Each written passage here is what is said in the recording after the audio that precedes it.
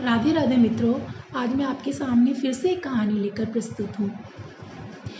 एक व्यक्ति था, वो किसी के घर गया और वहाँ उसके घर पर जाकर के जब वो उसके ड्राइंग एरिया में बैठा हुआ था तो उसे एक पेंटिंग दिखी और उसने क्या किया, चुपचाप से वो पेंटिंग उठाई और उसको अपने पास रख लिया। और जैसे ही जिस व्यक्ति के वो घर गया हुआ था वो व्यक्ति आया तो उसने उसको वो उपहार स्वरूप प्रदान कर दी।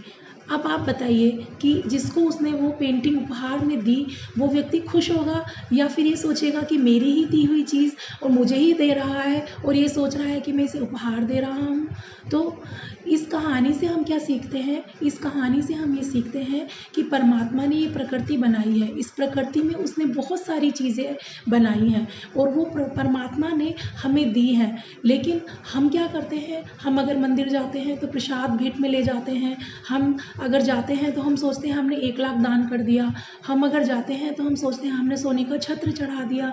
हम परमात्मा की दी हुई चीज़ों को ही देख कर के ये खुश होते हैं या ये अभिमान करते हैं कि हमने ये प्रदान कर दिया, जबकि ऐसा नहीं होता है। परमात्मा ने हमें ये चीज़ें दी हैं और हम परमात्मा की चीज़ें ही परमात्मा को देकर खुश हो जाते हैं कि हमने उन्हें ये दे दिया, जबकि परमात्मा की मर्ज़ी से वो चीज़ें हम उन्हें देते हैं या हम उन्हें प्रदान करते हैं। परमात्मा को क्या चाहिए होता है? परमार्थ, परोपकार, अच्छे भाव।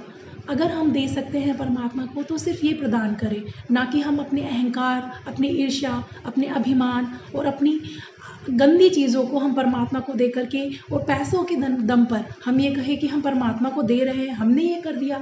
ठीक है, तो हमें क्या सोचना चाहिए कि परमात्मा की दी हुई चीज़ें हम परमात्मा को कभी नहीं लौटा सकते, बल्कि हम परमात्मा के द्वारा ही चीज़ें हम दूसरों को देते हैं या हम दूसरों को प्रदान करते हैं। राधे राधे मित्रों।